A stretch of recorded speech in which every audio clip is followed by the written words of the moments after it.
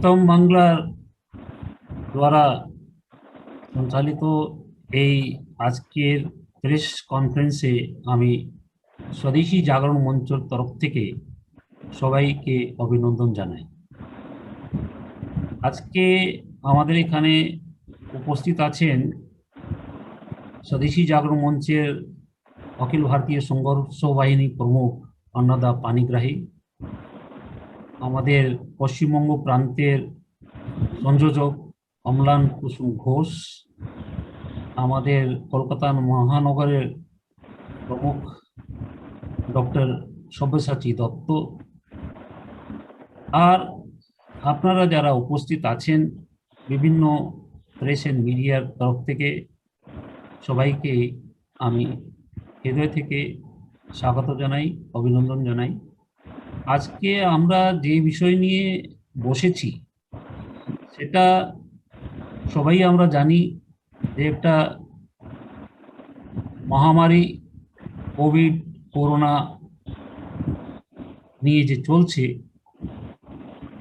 এটা গত বছর আমাদের দেশে তার আক্রমণ হয়, কিন্তু 2-3 মাস লকডাউনের পরে আমাদের ইকোনমিক অ্যাক্টিভিটি ফিরিয়ে আসে।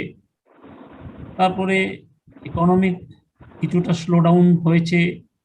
আজকে যেটা জানতে পারছি যে 7.3% আমাদের 2020-21 ইকোনমিক গ্রোথ নেগেটিভ হয়েছে।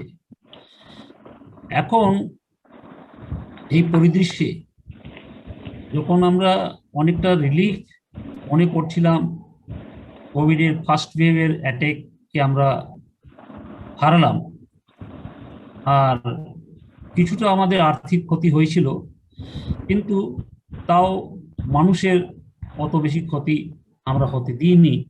আর খুব শীঘ্রই আমাদের প্রধানমন্ত্রী যা যা পদক্ষেপ নেওয়ার উচিত ছিল সেটা উনি নিয়েছিলেন। কিন্তু এর মধ্যেই আমরা দেখলাম যে এই কোভিড-19-এর সেকেন্ড ওয়েভ, এটা আমাদের দেশ থেকে তার অনেকটা আগেই অন্যান্য কয়েকটা দেশে এটা ছড়িয়ে পড়ে। তখনই কিন্তু আমরা বুঝে গিয়েছিলাম যে এটা আবার সারা বিশ্বে এটা ছড়াবে।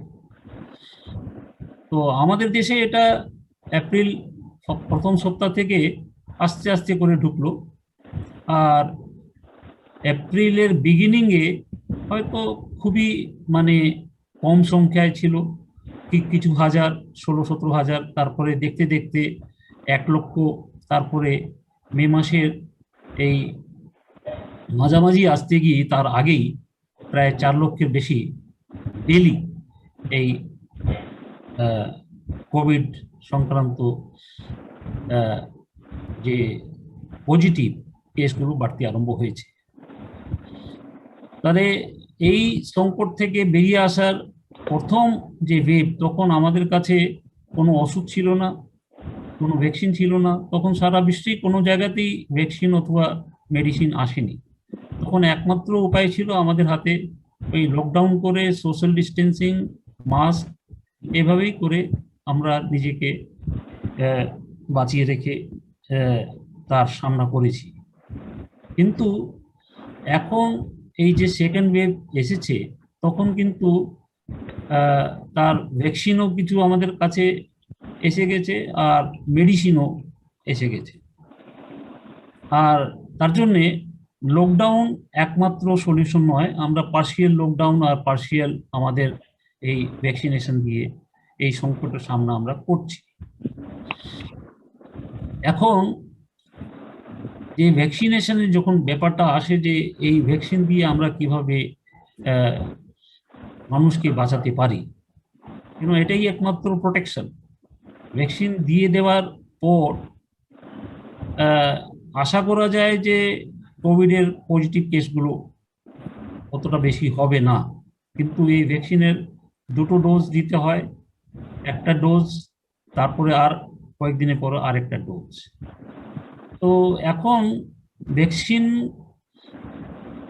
তার যে পরিমাণ যেটা দরকার, সেটা যেহেতু জেনারেলি এটা 2টো ডোজ করে দিতে হয়, তাহলে আমাদের দেশে বর্তমানে যে পপুলেশন সেটা 130 কোটি মানুষ।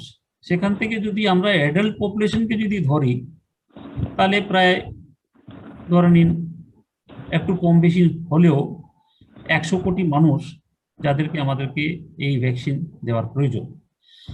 তা 100 কোটি মানুষকে যদি ভ্যাকসিন দিতে হয়, তাহলে মিনিমাম 200 কোটি ডোজেস ভ্যাকসিন আমাদের দরকার। এখন পর্যন্ত আমরা যা ভ্যাকসিন আমাদের দেশে যেহেতু উৎপাদন খুবই লিমিটেড, তাও আমরা এই ভ্যাকসিন এখন পর্যন্ত 21,31,54,129টা ভ্যাকসিন গতকাল পর্যন্ত আমরা দিতে পেরেছি।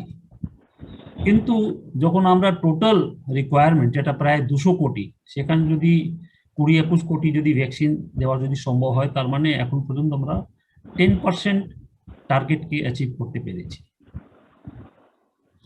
তো এই ভ্যাকসিনের যে সমস্যা, এটা স্বদেশী জাগরণ মঞ্চ আগে থেকে বুঝতে পেরেছিল। তাই মে মাসের 11 তারিখ থেকে স্বদেশী জাগরণ মঞ্চ একটা অভিযান নিয়েছে যে এই ভ্যাকসিনটাকে সর্বসুলভ করাতে গিয়ে সারা বিশ্বে যে ভ্যাকসিন তৈরি করা যে কোম্পানি, আর যদি পজিটিভ কেস হয়ে যায় তখন তার জন্য যে মেডিসিন দিতে হয়, এই মেডিসিন আর ভ্যাকসিন দুটোর উপলব্ধি যদি ফার্মাসিউটিক্যাল কোম্পানিরা তারা যদি তাদের প্যাটেন্ট রাইটের মনোপলি নিয়ে যদি আটকিয়ে রাখতে থাকে সাপ্লাইটা, তাহলে কিন্তু এটা সমস্ত বিশ্বের মানুষের জন্য একটা বিরাট বড় সংকট তৈরি করে দেবে। আমরা জানি যে ভারতবর্ষে এই যে সেকেন্ড ওয়েভ যখন চালু হয়েছে, তারপর থেকে আমাদের দেশে যে লোক মারা গেছে তার সংখ্যা কিন্তু বিপুল।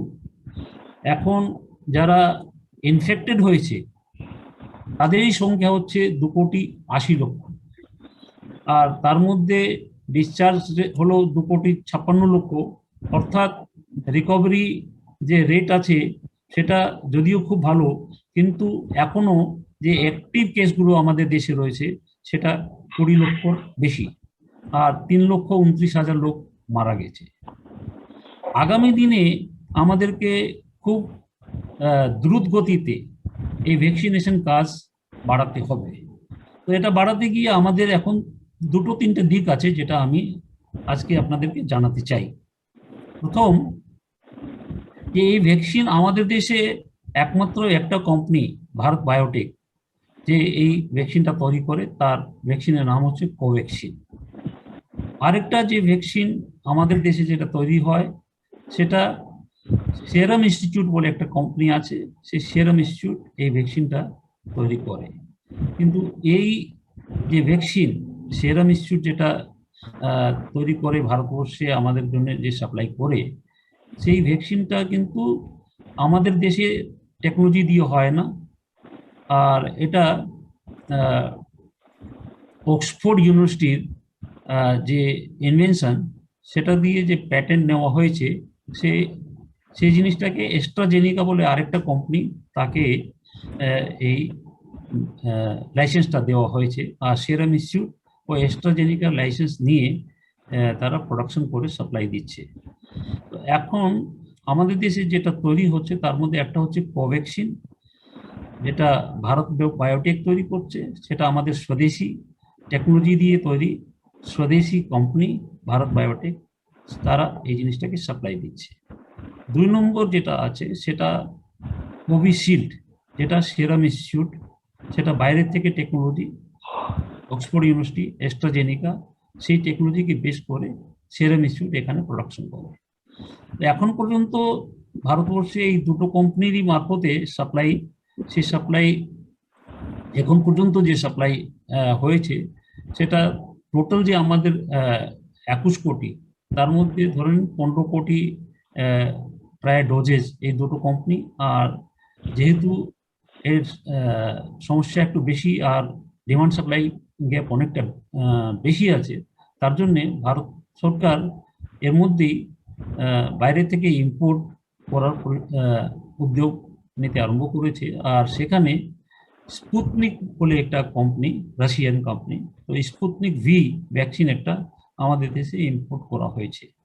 আর এই ইম্পোর্ট প্রসেস তো চলবেই, কিন্তু তার সাথে সাথে আমাদের দেশীয় কোম্পানি ডক্টর রেড্ডি, যে ডক্টর রেড্ডি স্পুতনিকের সাথে একটা এগ্রিমেন্ট সই করেছে। আর সেই হিসাবে ডক্টর রেড্ডি এই ভ্যাকসিনটা, স্পুতনিক 5 ভ্যাকসিনটা আমাদের দেশেই তৈরি করতে আরম্ভ করবে।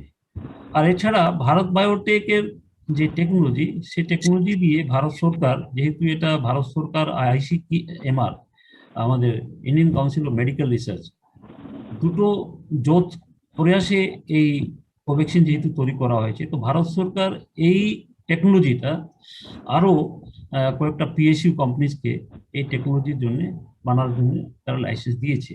তো এখন গ্রাজুয়ালি এই প্রোডাকশনটা কিছুটা ভারত বায়োটেক করবে, কিছুটা সেরাম ইনস্টিটিউট করবে, কিছুটা ডক্টর রেড্ডি করছে, আবার সিপলা কোম্পানি আছে, কেডিলা কোম্পানি আছে।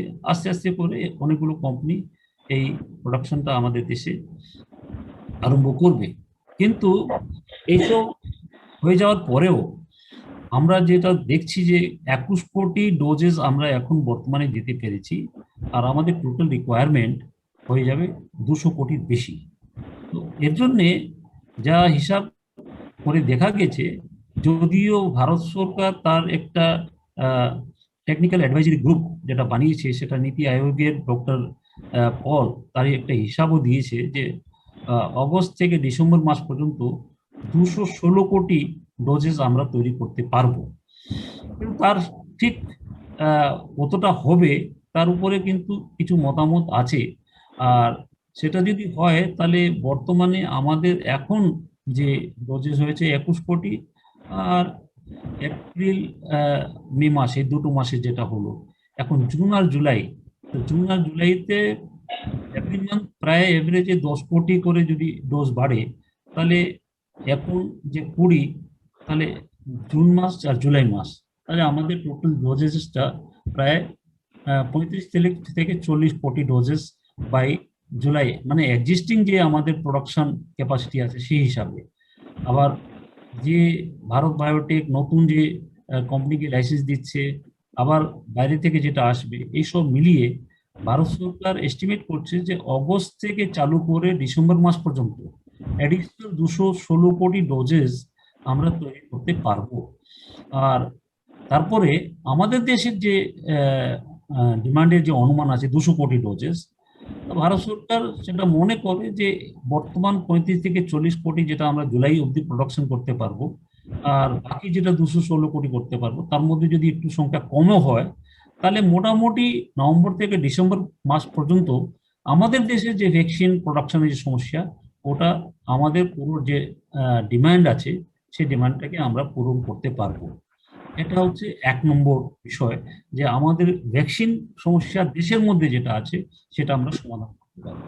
কিন্তু তার সাথে আরেকটা যে সমস্যা, যে যাদের কোভিড হয়ে গেছে তাদের জন্য তো ভ্যাকসিন লাগবে না, তাদের জন্য ট্রিটমেন্ট করতে হয়। আর সে ট্রিটমেন্ট করার জন্য রেমডিসিভির বলে একটা ইনজেকশন আছে, সে একটা মেডিসিন, সেটা দিতে হয়।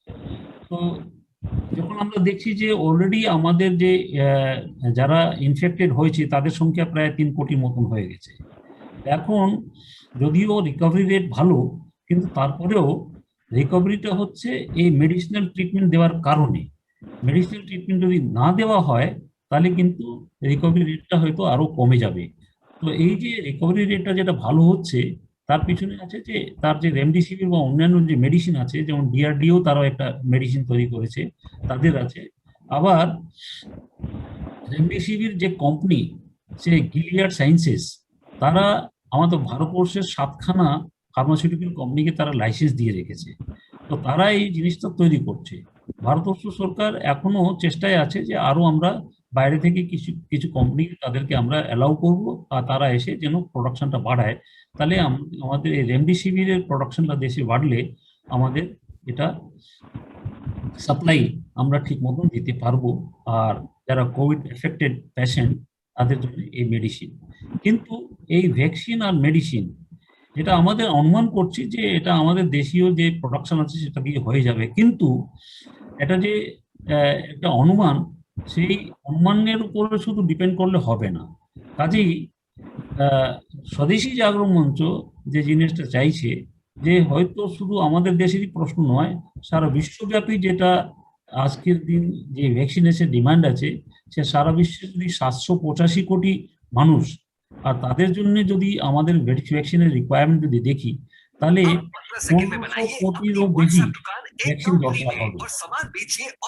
1500 কোটি ভ্যাকসিনের বেশি যদি দরকার হয়, তো তাদের জন্য এই universal access to vaccines and মেডিসিনের এই যে ক্যাম্পে নেওয়া হয়েছে, সেটা শুধু ভারতবর্ষের জন্য নয়।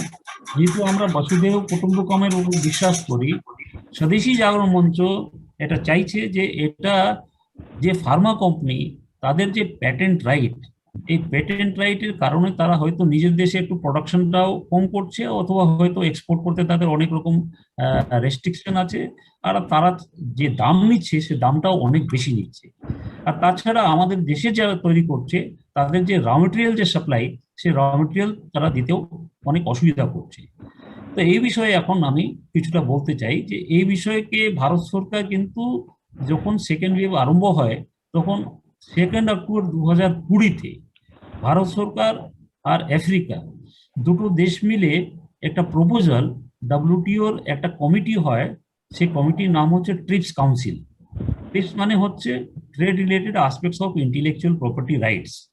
আমরা জানি যে ডব্লিউটিও যখন তৈরি হয় 1995 সালে, তখন এই আইপিআর বিষয়টাকে একটা এমনভাবে প্যাটেন্ট আইনের মধ্যে রেখে দেওয়া হয়েছিল যে যে কোনো ফার্মা কোম্পানি যে কোনোভাবে এই মেডিসিন অথবা ভ্যাকসিন তারা যারা প্যাটেন্ট করে নেয়, সেই জিনিসটাকে তাদের লাইসেন্স ছাড়া তারা তৈরি করতে পারে না। আমরা জানি যে 2005 সালে আমাদের দেশের প্যাটেন্ট আইনটাকে চেঞ্জ করা হয়েছে ডব্লিউটিওর কম্পালস অনুযায়ী। 1 জানুয়ারি 2005 থেকে আমাদের যে বর্তমান কানুন, সেই হিসাবে আগে যে আমাদের যে ফার্মা কোম্পানি ছিল, তারা যে কোনো প্রসেস, অন্য প্রসেস দিয়ে সেই সেম জিনিসটা তৈরি করে দিতে পারতো রিভার্স ইঞ্জিনিয়ারিং করে। তাহলে ওই জিনিসটা, ওই মেডিসিন অথবা ড্রাগস, সেটা সারা বিশ্বে কিন্তু খুব সস্তা দামে তারা পেয়ে যেত। কিন্তু 1 জানুয়ারি 2005-এর পর থেকে যে নতুন আইন এসছে, সেই হিসাবে এখন অনেক রকম রেস্ট্রিকশনস আছে। তার মধ্যে কিন্তু যখন এই আইনটা আনা হয়, তখন স্বদেশী জাগরণ মঞ্চ অনেকটা সংঘর্ষ করে, আন্দোলন করে কিছুটা ভিক্টরি আমরা পেয়েছিলাম। তার মধ্যে একটা ভিক্টরি ছিল যে কম্পালসারি লাইসেন্সিং, মানে যে প্যাটেন্টেড কোম্পানি তারা যে অনেক বেশি দামে করে যে জিনিসটা বিক্রি করে, তাদের যে মনোপলি রাইট, সে মনোপলি রাইটটাকে তারা যদি অন্য কোম্পানিকে বানানোর জন্য লাইসেন্স যদি না দেয়, তা ভারত সরকারের কাছে তার অনেকগুলো প্রভিশন আছে আমাদের ইন্ডিয়ান প্যাটেন্ট অ্যাক্টে। তার মধ্যে সেকশন 84 আছে, সেকশন 92 আছে, সেকশন 100 আছে। তো সেখানে কম্পালসারি লাইসেন্সিং এর একটা প্রাবধান আছে। আমরা জানি যে 2014 সালে এই নাটকো কোম্পানিকে এই কম্পালসারি লাইসেন্সিং প্রথমবার দেওয়া হলো। যেন আমরা জানতাম যে বায়ার বলে যে জার্মানির কোম্পানি, সে নেক্সাভার বলে একটা ক্যান্সার ড্রাগ, সে 2,80,000 টাকা করে বিক্রি করত। সেই 2,80,000 টাকার কিডনি ক্যান্সার ড্রাগ আমাদের দেশে মানুষ অ্যাফোর্ড করতে পারছিল না। আর তারা সাপ্লাইটাও মানে যতটা মাত্রায় দরকার ততটা মাত্রাও এখানে সাপ্লাই ছিল না, আবার দামটা এক্সরবিটেন্ট। তার মানে নাই, মানে এটাকে বলা হয় access to medicine at affordable price. তো এটা অ্যাক্সেসিবিলিটিও ছিল না আর অ্যাফোর্ডেবিলিটিও ছিল না। কাজেই ভারতবর্ষ সরকার তখন এই 9 জুন 2016-তে 2014-তে এটা প্রথম এই কম্পালসারি লাইসেন্স নাটকো কোম্পানিকে দেওয়া হলো।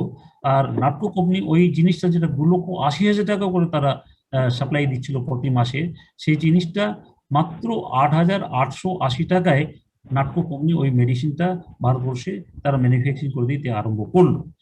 তো এই ব্যাপারটা এখন আমরা জানি যে এই যে ভ্যাকসিনগুলো, যেটা ফাইজার কোম্পানি অথবা জনসন জনসন অথবা মডার্না, এরা যারা তৈরি করছে, এরা কিন্তু এখন যে প্রাইস চার্জ করছে, এটা এক্সরবিটেন্ট প্রাইস চার্জ করছে। এই যে হিউম্যানিটিক যে একটা খোঁজ আছে, যেখানে সারা একটা বিশ্বব্যাপী এমন একটা জিনিস, হয়তো আপনি ধরুন অটোমোবাইলস, ইলেকট্রনিক্স বা অন্যান্য যে কোনো টেকনোলজিতে আপনি যদি প্যাটেন্ট নিয়ে যদি কোনো ব্যবসা করতে চান, তার প্রাইস আপনি বেশি নিতে চান, সেটা একটা অন্য ব্যাপার। কিন্তু আজকে যে অবস্থা, এই কোভিড-19, এটা তো সারা বিশ্বব্যাপী এমন একটা সমস্যা, একটা হেলথ প্যান্ডেমিক। তো এই হেলথ প্যান্ডেমিককে সরানোর জন্য তারা যে এখন কোটি কোটি টাকা যে প্রফিট করছে, এই কয়েক মাসের মধ্যেই, জানুয়ারি থেকে মার্চের মধ্যেই, এই ফাইজার কোম্পানি, জনসন জনসন, এরা $3 to 4 বিলিয়ন করে এক একটা কোম্পানি বানিয়েছে। আর টোটাল তাদের আয়ের পরিমাণ এই 3-4 মাসের মধ্যে $16 বিলিয়ন মতন তারা প্রফিট আর্ন করেছে। কাজেই ভারত সরকার আর আফ্রিকা দুজন মিলে এই সেকেন্ড অক্টোবর 2020-তে WTO ট্রেড কাউন্সিলের কাছে প্রপোজালটা রাখলো, যে এই যে বিষয়, এই যে ভ্যাকসিন বানানো বা ড্রাগস বানানো যে বিষয়, তার উপরে যে প্যাটেন্ট আছে, প্যাটেন্ট রাইটটাকে ওয়েভ করার দরকার। এখন আপনারা জানেন যে এই ট্রিপস কাউন্সিল, তাদের বৈঠক হতে চলেছে 8 আর 9 জুনের 2021-এ। তো সেখানে এই আমরা যে প্রপোজালটা দিয়েছিলাম, তো প্রথমে তো ভারত আর আফ্রিকা দুটো দেশই ছিল, তারপরে 60খানা দেশ এর সমর্থন দিয়েছে। আর এখন তো 100-র বেশি দেশ এর সমর্থনে আছে। মার্কিন যুক্তরাষ্ট্র, যেটা আগে এটাকে অপোজ করছিল, সে তারা বাইডেন অ্যাডমিনিস্ট্রেশন, তারা এখন বলছে যে আমরা এই এপিডেমিকের জন্য, শুধু ভ্যাকসিনের জন্য আমরা আইপিআর রাইটকে ওয়েভ করার জন্য আমরা যখন প্রস্তাবটা রাখা হবে, তখন আমরা প্রস্তাবের সমর্থন আমরা করব। কিন্তু প্রশ্ন শুধু এই ভ্যাকসিনের নয়, প্রশ্ন হচ্ছে ভ্যাকসিন আর মেডিসিন দুটোই। তো মার্কিন যুক্তরাষ্ট্রকে এটা বুঝতে হবে যে শুধু ভ্যাকসিনের জন্য নয়, এই প্রস্তাবটা ভ্যাকসিন আর মেডিসিন দুটোর জন্যই আছে, তাদেরকে কতটা মানতে হবে। কিন্তু এখনো জাপান, অস্ট্রেলিয়া, জার্মানি, ইউকে, অনেকগুলো দেশ এখনো এই জিনিসটাকে এখনো অ্যাকসেপ্ট করেনি। ইউরোপিয়ান কমিশনও এই জিনিসটাকে অ্যাকসেপ্ট করেনি, যদিও ইউরোপিয়ান পার্লামেন্ট তারা নিজের ডিসিশন নিয়েছে যে আমরা এই এপিডেমিকের জন্য, আমরা কোভিড-19 সমস্যার সমাধানের জন্য আমরা যখন WTO-তে প্রস্তাব আসবে, আমরা এটা সমর্থন দেব। কিন্তু এই যে প্রথম দিকে আমরা ভাবছিলাম যে শুধু প্যাটেন্ট রাইট ওয়েভ করলেই হয়ে যাবে, পরে পরবর্তী দিনে কিন্তু দেখা যাচ্ছে যে ভলেন্টারি লাইসেন্স যারা দিচ্ছে, তাদের মধ্যে অনেকগুলো কন্ডিশন তারা লাগিয়ে দিচ্ছে। তারা বলছে যে র মেটেরিয়াল, কেন, যে ভ্যাকসিন আমরা দেশে তৈরি করব, সেই ভ্যাকসিনটা, তার তো র মেটেরিয়াল লাগবে, শুধু ফর্মুলা দিয়ে দিলে হবে না। কাজে এখানে অনেকগুলো প্রশ্ন আছে। সেই প্রশ্নগুলো, 1 নম্বর, যে প্যাটেন্ট ফর্মুলা আছে, সেই ফর্মুলাটা তোমাকে দিতে হবে, তার উপরে লাইসেন্স দিয়ে দিতে হবে।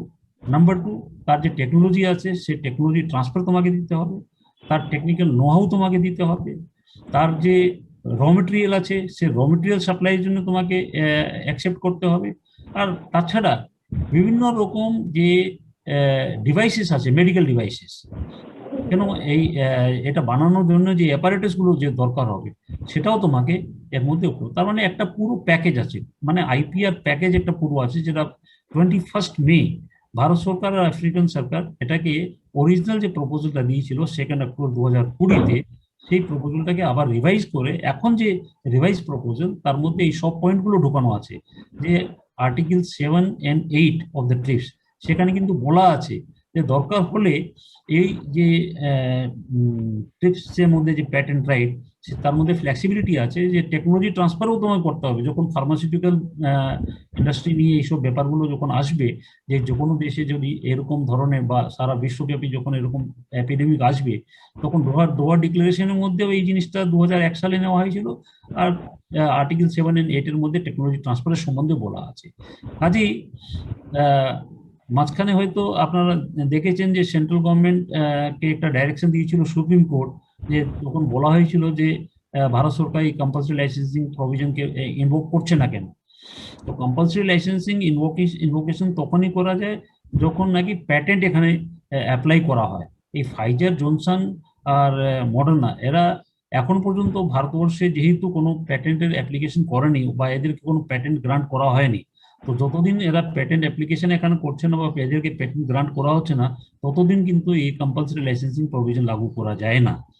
কাজেই এখন যে ব্যাপারটা, সেটা আমাদেরকে WTO ট্রেড কাউন্সিলে খুব একটা ফাস্ট ট্র্যাকে এটাকে যেন তাদেরকে সারা দেশ মিলে একজুট হয়ে একটা ডিসিশন নিতে হবে যে এই বড় বড় কোম্পানি যারা শুধু প্রফিট মোটিভ সামনে রেখে হিউম্যানিটিকে একেবারে ইগনোর করে এই যে প্যাটেন্ট রাইটকে তারা অন্যের হাতে না দিয়ে তারা যে বলছে যে আমরাই বানাবো আর আমরাই বিক্রি করব, সেটা যেন না হয় তার জন্য স্বদেশি জাগো মঞ্চ এই universal access to vaccines and medicines এই অভিযানটা চালু করেছে।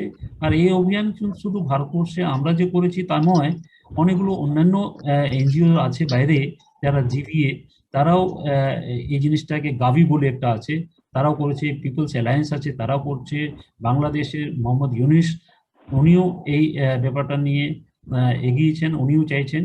তো সারা বিশ্বে কিন্তু এখন এই অভিযানটা চালু করা আছে। গাভি বলে যে অর্গানাইজেশন, তারা 20 লক্ষ সিগনেচার নিয়ে এই ক্যাম্পেইনটাকে প্রথমে চালু করেছে। এখন পর্যন্ত স্বদেশি জাগরণ মঞ্চ 5 লক্ষ বেশি এই ডিজিটাল সিগনেচার পেয়েছে। তো আমরা চাইছি যে এই ডিজিটাল সিগনেচার ক্যাম্পেইনের মাধ্যমে এই যে আজকে তো ধরে নিন যে 1 জুন, তো 8 জুন তো বৈঠক হচ্ছে, আমরা চাইছি যেন 7 জুনের আগে আগে আমরা যেন 10 লক্ষ কমসে কম সিগনেচার আমরা নিয়ে ওখানে আমরা একটা দাবি দেব। আমাদের যে দাবিটা ওটা শুধু ভারতবর্ষের জন্য নয়, ভারতবর্ষে যে সমস্যা আছে সে তো ভারতবর্ষ ভারত সরকার তার জন্য পদক্ষেপ অনেকগুলো নিচ্ছে। আর সে আমরা আশা করি যে বাই নভেম্বর-ডিসেম্বর আমাদের আত্মনির্ভর ভারতের যে পরিকল্পনা সে অনুযায়ী আমরা নিজেই আমাদের দেশে প্রোডাকশন করতে পারবো। যেহেতু ভারত বায়োটেক নিজে করছে, সেরাম ইনস্টিটিউট আছে বা অন্যান্য যেগুলো কোম্পানি আছে ফার্মাসিউটিক্যাল, কেন ভারতবর্ষকে তো ফার্মা হাব বলা হয়। এখানে তো সব ধরনের আমাদের ফার্মাসিউটিক্যাল তৈরি হয়। আবার এখানে যে ফার্মাসিউটিক্যাল মেডিসিন যে ভ্যাকসিন তৈরি হবে, কেন বিশ্বে অনেক এমন দেশ আছে যেখানে যেখানে কোনো রকম ম্যানুফ্যাকচারিং ফ্যাসিলিটি নেই, তারা প্রোডাকশনই করতে পারবে না, তাদের টেকনোলজি হলেও তারা করতে পারবে না। কাজেই তাদেরকে আমরা যদি এক্সপোর্ট না করব, তাহলে তারা যদি ইউরোপ এবং আমেরিকা থেকে যদি ইম্পোর্ট করতে হয় তাদের অনেক বেশি দাম পড়ে যাবে, তারা অ্যাফোর্ডই করতে পারবে না, তারা ভারতবর্ষের দিকে তাকিয়ে আছে। কাজেই আজকে এই কোভিড-19 সমস্যার মধ্যে ভারতবর্ষ সারা বিশ্বকে নেতৃত্ব দিতে চাইছে। আর এই নেতৃত্বের মধ্যে স্বদেশি জাগরণ মঞ্চ একমত হয়ে গিয়ে তারা চাইছে যে WTO ট্রিপস কাউন্সিলে এই প্রস্তাব যেন পাস হয়। আর তার জন্যই আজকে আমরা এই প্রেস কনফারেন্সটা করছি, যাতে নাকি এই ব্যাপারটাকে, এই অভিযানটাকে সারা বিশ্বের মানুষ তারা এটা যেন বোঝে যে কেন আমরা করছি। দিস ইজ এ হিউম্যানিস্টিক কোজ। আর মানুষ জীবনের জন্যই তার আমরা এই জিনিসটাকে করতে চাইছি। স্বদেশি জাগরণ মঞ্চের এই ব্যাপারটা অনেক জায়গা থেকে সমর্থন পেয়েছি। আর আমাদের ভারতবর্ষ ছাড়া বাইরে অনেকগুলো দেশ থেকে এই সমর্থন এসছে। আশা করি প্রেস এন্ড মিডিয়া এই ব্যাপারটা মানুষের কাছে, এই অভিযানের ব্যাপারটা পৌঁছে দেবে, যাতে নাকি এই সিগনেচারটা বেশি মানুষ করে আর এই অভিযানটা যেন সফল হয়। এইটুকু কথা বলে যদি কারো কিছু প্রশ্ন থাকবে সেই প্রশ্ন উত্তর আমি দেব। তো আমি আশা করি যে এই কোভিড-19 সমস্যার যে সংকট যেটা আছে আমাদের সামনে, এটাকে আমরা সমাধান করতে পারবো, এটাই আমি আশা করি। অনেক ধন্যবাদ। ধন্যবাদ মাননীয় ডক্টর ধনপত রাম আগরওয়ালজি আপনার মূল্যবান বক্তৃতা রাখার জন্য। এখন আমরা অল্প সময় রাখবো, যেটা হচ্ছে প্রশ্ন এবং উত্তর সত্র। যদি কেউ কিছু জিজ্ঞেস করতে চান ধনপত রাম আগরওয়ালজিকে, আপনারা জিজ্ঞেস করতে পারেন। 5 মিনিটের জন্য আমরা একটা সময় রাখছি। এরপরে আমার আরেকটা বৈঠক আছে, তো আমি 5-7 মিনিট শুনবেন যদি কোনো প্রশ্ন থাকে। কেউ কিছু জিজ্ঞেস করতে চান?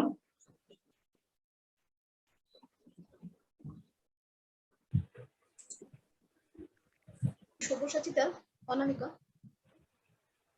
অনামিকা দিদি বলুন। হ্যাঁ, প্রথমে আমি ধন্যবাদ জানাই অমলানদাকে আমাকে এই সাংবাদিক বৈঠকে আমন্ত্রণ জানানোর জন্য।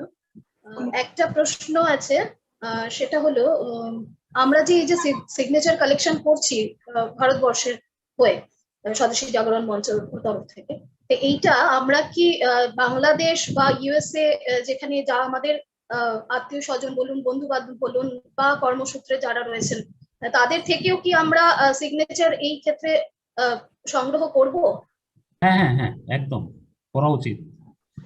কেন আচ্ছা। আমরা অলরেডি 25 থেকে 30 খানা দেশ থেকে আমাদের যারা ভারতীয়রা যারা ওখানে আছে তাদের আমরা প্রায় 5,000 সিগনেচার অলরেডি পেয়ে গেছি বাইরের থেকে।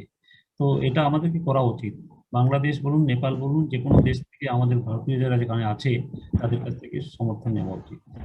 হ্যাঁ, মানে বাইরেও তো প্রচুর ধরুন হিন্দু সংগঠন যেগুলো রয়েছে সেখানে যদি ছড়িয়ে দেওয়া যায়। একদম একদম ছড়ানো উচিত। আচ্ছা, ধন্যবাদ অনিমুখ। আগরওয়াল সাহেব, আমার একটা প্রশ্ন ছিল। হ্যাঁ হ্যালো। বলুন। হ্যাঁ বলুন। কে আমি বলছেন? রূপম, হ্যাঁ আমি রূপম চট্টোপাধ্যায়, এশিয়া নিউজ থেকে বলছি। হ্যাঁ বলুন। এটা হচ্ছে যে এই যে ভ্যাকসিনের যে আমাদের এখন পর্যন্ত যে এস্টিমেট হয়েছে 21 কোটির ভ্যাকসিনেশন হয়েছে। হ্যাঁ আরো ধরুন মোর দ্যান 100 ক্রোর ভ্যাকসিনেশন করতে হবে। এবার এই যে ভ্যাকসিনেশনের যেটা আমরা পাচ্ছি কোভিশিল্ড, যেমন ধরুন তার যে দামের একটা ব্যাপার ছিল যে তারা 150 টাকায় দিচ্ছে, এবং সেন্ট্রাল গভর্নমেন্ট যে মাঝখানে যেটা ঘোষণা করেছিল সেটা হচ্ছে যে রাজ্যকে সেটা 400 টাকা এবং বেসরকারি সংস্থাকে 600 টাকায় এটা কিনতে হবে। এবং এটা নিয়ে একটা দেশব্যাপী হইচই হয়। এটার কি লেটেস্ট কোনো মডিফিকেশন কিছু হয়েছে? শুনুন, আমি আপনাকে একটা কথা বলি। হ্যাঁ। দেখুন, এই পুরো ভ্যাকসিনেশনের ব্যাপারটা কেন্দ্রীয় সরকার যে দায়িত্ব নিয়েছে, কেন্দ্রীয় সরকার দায়িত্ব হিসাবে 45 সালের উপরে যারা আছেন তাদেরকে সবাইকে কেন্দ্রীয় সরকার বিনা পয়সায় এই ভ্যাকসিনেশনটা দেবে। এই ভ্যাকসিনেশনের টোটাল যে ভ্যাকসিন যেটা দেওয়া হবে তার 50% ভ্যাকসিনেশন সেন্ট্রাল গভর্নমেন্ট নিজেই দেবে বিনা পয়সায়, আর বাকি যে 50% সে বিভিন্ন রাজ্য তরফ থেকে দেওয়া হবে। এই রাজ্যে যে ভ্যাকসিনেশন সাপ্লাই হবে তার মধ্যে 25% স্টেট গভর্নমেন্ট আর বাকি 25% প্রাইভেট হসপিটালসদেরকে সাপ্লাই দেওয়া হচ্ছে। অর্থাৎ যে টোটাল ভ্যাকসিনেশন তার 50% সেন্ট্রাল গভর্নমেন্ট দিচ্ছে, 25% স্টেট গভর্নমেন্ট আর 25% প্রাইভেট সেক্টর হসপিটালস।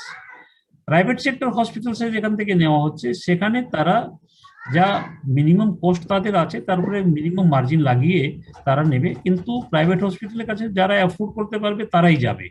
কাজেই রাজ্য সরকার হোক বা কেন্দ্রীয় সরকার হোক, তারা যে ভ্যাকসিনেশন দেবে 18 সালের উপরে যারা আছেন তারা সকলেই কিন্তু ভ্যাকসিনেশন স্টেট গভর্নমেন্টের কাছ থেকে যারা নিচ্ছে, এই ভ্যাকসিনেশন কোম্পানি সেটা কোভিশিল্ড হোক বা কোভ্যাক্সিন হোক, দামে 100 টাকা 150 টাকা ডিফারেন্স তাদের সাপ্লাই যেটা হবে সেটা এটা কেন্দ্রীয় তো রাজ্য সরকার বহন করছে। এটা মানে মানুষকে বহন করতে হচ্ছে না।